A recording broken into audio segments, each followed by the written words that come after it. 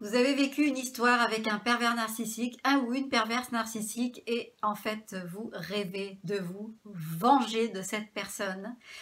Dans cette vidéo, je vais donc aborder le thème de la vengeance et comment se venger d'un ou une perverse narcissique. Bonjour, je suis Laure Dupré-Lavigne, je suis consultante intuitive et auteure, et j'accompagne celles et ceux qui souhaitent s'apporter davantage d'amour pour eux-mêmes, et pour cela j'utilise plusieurs outils qui sont notamment le tarot de Marseille et le l'EFT. Si c'est votre première visite sur ma chaîne, alors je vous souhaite la bienvenue et n'hésitez pas, si ça n'est pas encore fait, à vous y abonner en cliquant tout de suite en bas à droite sur la petite icône rouge et vous serez averti de mes prochaines vidéos. N'hésitez pas non plus à visiter mon site www.magiedelame.com. Voilà, vous en saurez un petit peu plus sur moi. Voilà, maintenant que les présentations sont faites, pour ceux qui ne me connaissent pas, j'avais envie d'aborder le thème de la vengeance.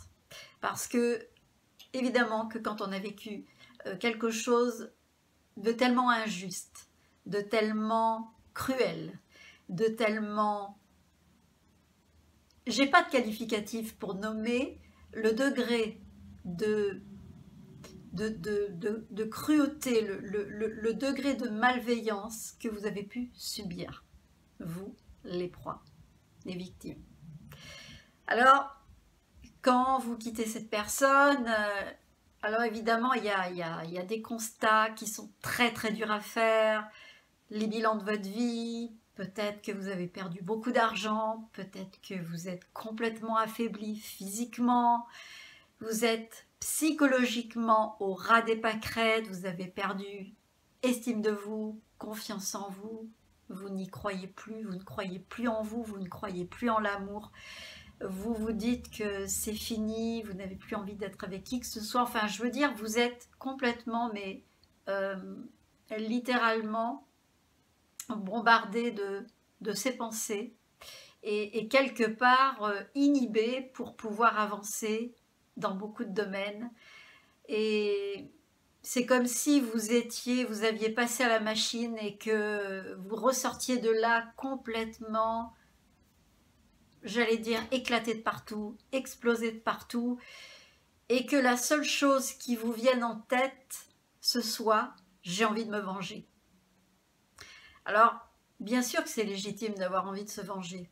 C'est légitime de se dire « j'ai tellement subi que je veux que lui ou que elle vive le même sort, je lui souhaite le... » Vous voyez, ça m'en coupe la gorge là. J'ai mon chakra laryngé là qui me fait des petits trucs. Alors évidemment, quand vous repensez finalement à toutes ces choses qui finalement aujourd'hui font de vous que vous vous sentez presque handicapé de la vie, vous avez l'impression que vous avez tout à réapprendre sur vous, vous avez l'impression que vous devez vous refaire à tous les niveaux, donc bien sûr c'est normal d'avoir ce sentiment d'injustice profonde et que vous avez besoin quelque part de faire justice, à défaut que eh bien, le ciel puisse ne pas pouvoir régler les comptes pour vous, bien que vous allez comprendre aussi ma vision des choses. Alors, vous avez envie parfois d'accomplir des choses, de lui faire payer tout simplement, de vous dire il ou elle m'a tellement, mais il m'a sabré ma vie, il m'a défoncé ma vie, donc aujourd'hui j'ai envie de me venger. Alors, je vais évidemment, dans cette vidéo, je ne vais pas vous donner des conseils pour vous venger, mais je vais vous donner quand même un conseil, et qui sera validé d'ailleurs par un exemple qui m'a frappée parce que je l'ai entendu il y a très longtemps. Et je me suis dit, franchement, est-ce que c'est vraiment une bonne chose de se venger? En tout cas, sciemment, par des moyens obscurs, des moyens négatifs. Je me souviens, il y a quelque temps, il y a une dame qui m'expliquait par message qu'elle n'avait de cesse de penser à la vengeance. Je l'ai lu bien souvent dans vos commentaires et il n'y a pas de problème. J'ai pas de, alors là pour le coup pas de jugement par rapport à ça, parce que c'est bien légitime quelque part quand on reçoit autant de négativité, quand quelqu'un a détruit votre vie, peut-être vous a pris vos gosses, peut-être vous a pris votre fric, peut-être il vous a mis sur la paille complètement. Bien sûr que c'est légitime. De ce côté-là, c'est très humain. Mais réfléchissez un petit peu. Vous avez envie de vous venger. Mais il y a quelque chose qu'il faut que vous sachiez, et je pense que vous le savez tous si vous m'écoutez. Comment se venger d'un PN? Ben justement, la meilleure chose que vous puissiez faire pour vous venger de cette personne, eh bien c'est de l'ignorer. L'indifférence, ça veut dire plus de contact. Cette personne ne doit plus exister. Même si vous continuez à penser à cette personne, même si vous êtes encore hanté jour et nuit par cette personne, par tout ce qu'elle vous a fait, que peut-être même vous pouvez l'aimer, parce que n'oubliez quand même pas que l'amour et la haine, ce sont exactement les mêmes choses. On ne peut pas haïr une personne qu'on n'aime pas. Voilà. Donc, si vous en êtes arrivé au point de haïr cette personne et que vous imaginez les scénarios les plus terribles pour pouvoir vous venger, alors là, je vais vous dire, ça ne sert à rien. Pourquoi? Parce que vous allez mettre toute votre énergie encore, alors que vous l'avez mise pendant peut-être des années ou peu importe le temps. Parce qu'ils font des ravages. Même s'ils passent un an dans votre vie, ils font des ravages. Donc, pensez à se venger de cette personne. Ça veut dire mobiliser toute votre énergie. Ça veut dire penser à comment vous allez faire stratégiquement. Vous avez oublié déjà une chose, c'est que ce sont des grands stratèges. Ils ont toujours plusieurs coups d'avance par rapport à vous. Vous savez pertinemment que avec eux, on ne gagne jamais. Donc, un combat évité, c'est une victoire qui est gagnée pour vous. Donc évitez ce combat. Évitez ce combat, vous allez nourrir encore et encore la négativité, l'agressivité. Vous allez nourrir finalement le mal qu'il vous a fait, vous allez encore l'entretenir. Donc c'est hyper contre-productif que de vous dire que c'est la meilleure chose à faire, se venger.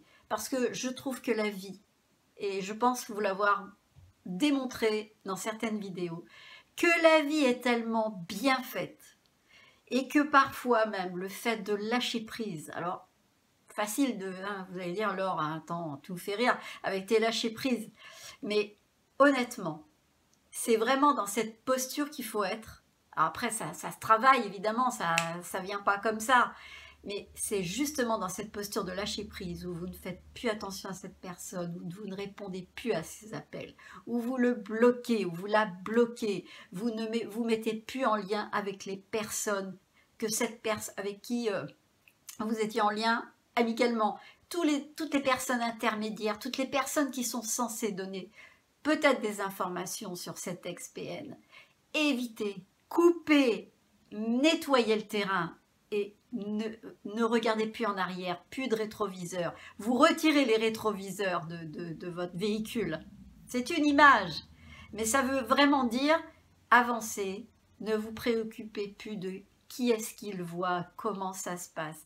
La vie est bien faite. Et quand bien même cette personne, eh bien vous n'avez rien à produire, vous n'avez rien à faire, sinon laissez faire. Voilà. J'ai pas dit qu'il allait se passer des choses, mais je vous raconterai quand même une petite histoire à la fin. Voilà. J'ai pas prévu de vous la raconter, mais je vais vous la raconter à la fin. Donc, la meilleure stratégie, silence, indifférence totale. Les PN, comme je l'ai raconté dans une précédente vidéo, ils font beaucoup d'efforts pour captiver votre attention en permanence pour vous faire mal. Vous comprenez? La pire des choses que vous puissiez faire à un ou une perverse narcissique, c'est de faire comme s'il n'existait pas. Mais vraiment, ne faites pas d'effort particulier. Si ça vous demande un effort, eh bien c'est pas grave, mais ça va être payant pour vous. Déjà parce que vous allez commencer à vous libérer. Mais la première chose à faire, c'est d'ignorer cette personne, c'est de faire montre d'une totale indifférence, c'est de bloquer tout ce qui vient de cette personne, de ne pas répondre, de ne pas tomber dans le piège de ses manigances, ses culpabilités, ses retours en arrière. Parce que je vous l'ai dit, ils reviennent toujours. Ils reviennent toujours sur les lieux du crime. C'est une manière de parler, évidemment, mais pas de vengeance. La meilleure vengeance, si on peut appeler ça une vengeance, c'est de les ignorer. Mais rendez-vous compte un petit peu de la chance que vous avez.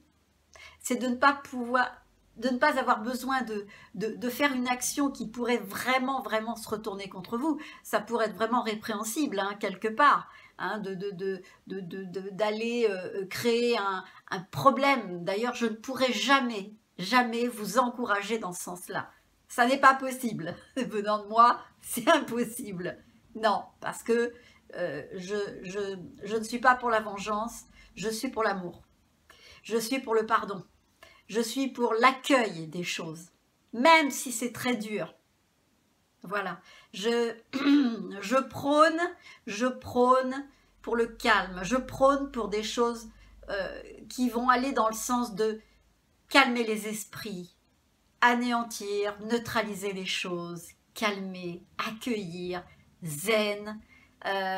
Oui, vous allez me dire, mais franchement, mais qu'est-ce qu'elle nous raconte? Moi, je suis en train de vivre un enfer. L'individu, il a peut-être failli me tuer, il a failli me faire des... J'entends bien tout ça, je l'entends complètement. Parce que je peux vous dire que j'entends des commentaires, je lis des commentaires, j'entends des témoignages, par téléphone, on me raconte des choses et je peux vous assurer que je sais pertinemment jusqu'où tout ça va, jusqu'où ils vont et à quel point on peut avoir vraiment, mais cette légitimité à avoir envie de se venger. Je l'entends, mais ne cédez pas à ce genre de truc. C'est vraiment la pire des choses à faire. Et là, il faut vraiment être fort. Parce que si vous avez été capable de supporter un truc pareil, d'aller jusqu'à là où il vous a amené parce que vous lui avez, comme je vous l'ai dit, donné la possibilité de le faire. Voilà, vous avez pris ce bâton pour vous battre. Alors maintenant, vous vous dites, voilà, je suis dans la merde, je suis dans une situation mais déplorable. Donc, ça ne sert à rien. Là, l'énergie qui vous reste, c'est vraiment pour que vous puissiez vous occuper de vous. Gardez cette énergie, rassemblez votre énergie parce que vous en avez perdu beaucoup. Donc là maintenant, c'est pour vous qu'il faut travailler. Lui ou elle, c'est fini là, c'est derrière. Il a fait ses ravages, il vous a mis et laissé les messages que vous deviez comprendre sur vous. Et là, je vous laisse le libre arbitre, je vous laisse, la liberté de faire cette introspection et de vous dire oui, effectivement, il m'a montré ça ou elle m'a montré ça et ça de moi que je dois transformer. Donc, prenez ça et travaillez avec et rassemblez votre énergie. Allez voir un thérapeute. Faites-vous plaisir, faites-vous du bien, reposez-vous, entourez-vous de bonnes personnes, mais de grâce, laissez tomber les vengeances.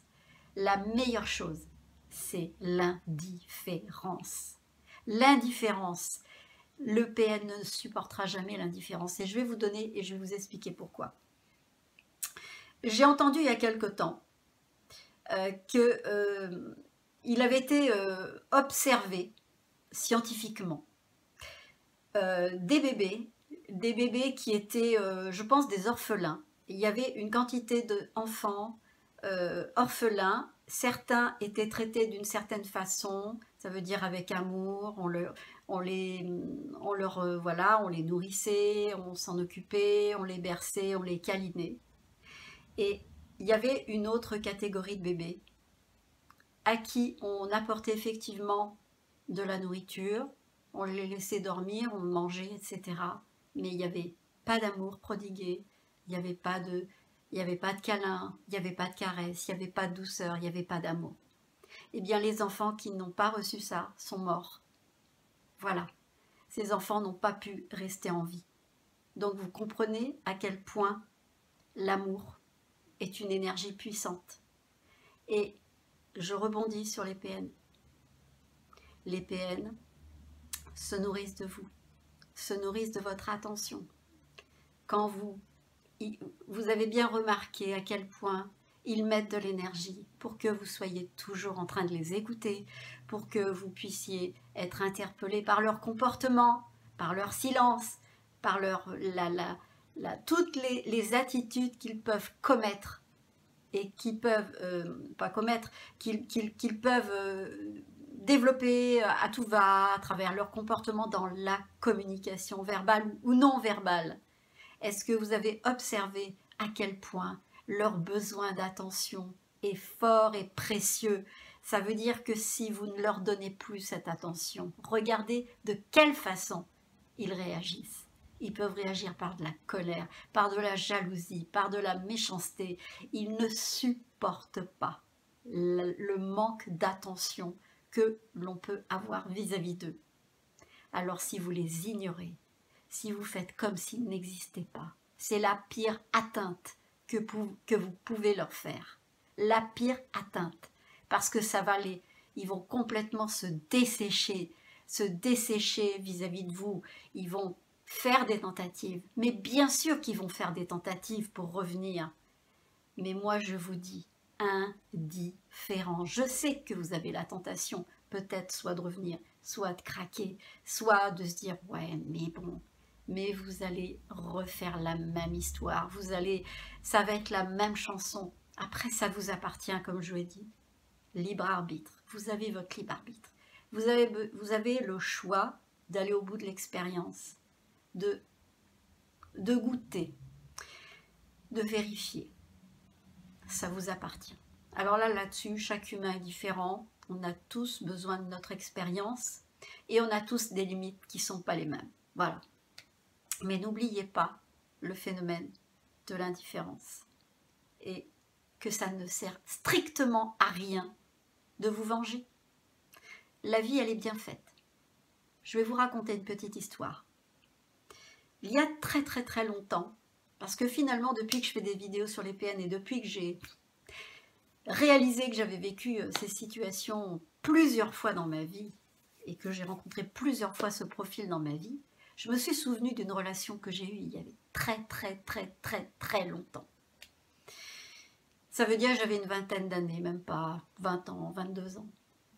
Et j'étais tombée sur ce profil-là. Mais à l'époque, je ne savais pas. Je me disais, ah, pas de chance, je suis malheureuse, je ne suis pas heureuse. Il n'est pas gentil, il me trompe, il me rejette, il fait comme si j'étais pas là. Il me fait croire que je suis la raison si il ne réussit pas dans ses affaires. Un jour, il m'a trompée.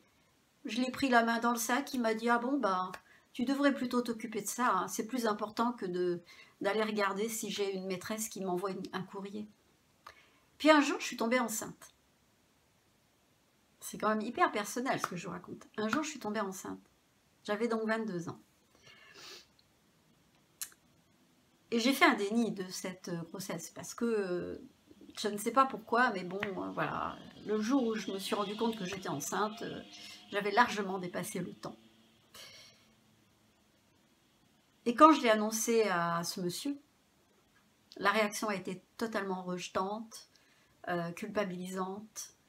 En gros, voilà, il m'a fait comprendre que c'était pas acceptable, il voulait pas être père, mais le rejet total. Et pour moi, c'était juste inacceptable de porter un bébé avec un être comme ça. Et de me dire que je vais être mère parce que je savais pertinemment que je ne resterais pas avec cet individu. Alors j'ai choisi de faire une IVG. Voilà.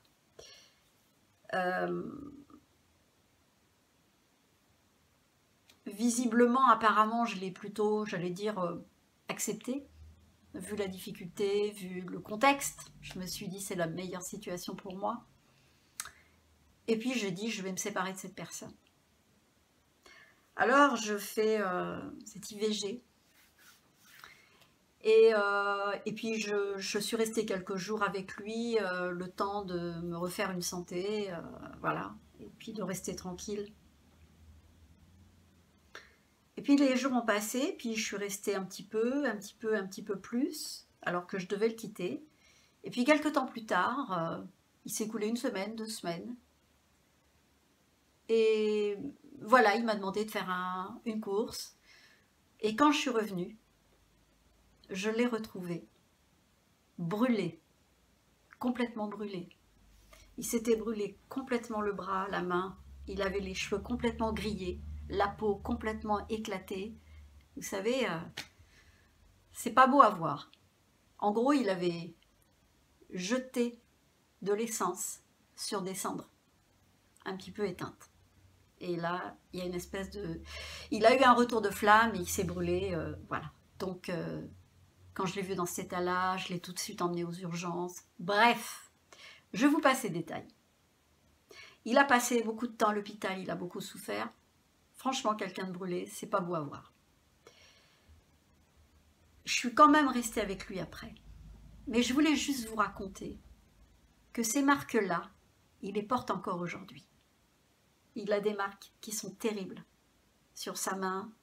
Il avait vraiment des cicatrices. On lui avait retiré, mais c'était vraiment pas beau à voir. Et même à mon pire ennemi, je pourrais pas le souhaiter. Vous voyez ? Et quand j'ai vu ça, je me suis dit, waouh, c'est quand même fou. Parce que, je ne sais pas comment vous dire, mais peut-être que ça peut vous choquer, hein, ce que je suis en train de vous raconter.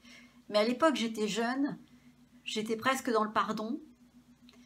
Et je me suis rendu compte que dans la vie, on n'a pas besoin de provoquer des choses. On n'a pas besoin de dire à quelqu'un, oui, je vais créer du mal, je vais t'embêter, je vais faire ceci, je vais faire cela, tu m'as fait ci, tu m'as fait là. Si vous saviez ce que cette personne a pu me faire. Ha! Et à l'époque, je ne savais pas que c'était un PN. Mais ça en était un, évidemment. Donc, j'ai commencé très tôt. Et tout ça pour vous dire que laissez la vie s'en charger. La vie, elle est bien faite. Quand vous êtes dans le pardon, et moi je suis vraiment beaucoup dans le pardon, je ne suis pas tellement rancunière. Ma nature, elle n'est pas d'être rancunière, je laisse les gens, je me dis, ben, c'est humain, ça passera, j'oublie. Voilà, c'est comme ça. La vie, elle est comme ça. Et la vie me donne raison tout le temps. Et je me dis que finalement, ça ne sert à rien. Ça ne sert à rien de démontrer de la méchanceté, de vouloir à tout prix, œil pour œil, dent pour dent. Bien sûr, je comprends. Vous le savez, je vous comprends. Mais ne tombez pas dans ce panneau. Allez plutôt dans le sens de l'harmonie, la paix, le pardon. Mais ça vient plus tard. Mais quand vous arrivez, réussi à vous pacifier, je peux vous dire que ces êtres-là, vous ne les regardez plus de la même façon. Vous ne les regardez plus avec rage, avec colère, vous les regardez avec presque, je ne pourrais pas dire de la pitié, mais c'est un peu, je pourrais dire pauvre d'eux. Presque envie de dire, mais pauvre garçon ou pauvre fille. Voilà. Donc voilà, j'étais un petit peu plus longue, je ne pensais pas, hein, franchement. Mais bon, voilà, écoutez, j'espère que cette vidéo vous a plu. J'espère que vous allez trouver quelque chose qui peut vous aider à comprendre ce que vous vivez, comment vous devez le comprendre. Enfin, j'espère que, en tout cas, vous allez en tirer profit. N'hésitez pas à liker, n'hésitez pas à partager cette vidéo, à la commenter. Et puis, voilà, allez visiter mon site Magie de l'âme. Et puis, je vous aime très fort. Je vous remercie d'être toujours avec moi. Je vous embrasse, je vous dis à bientôt. Bye bye.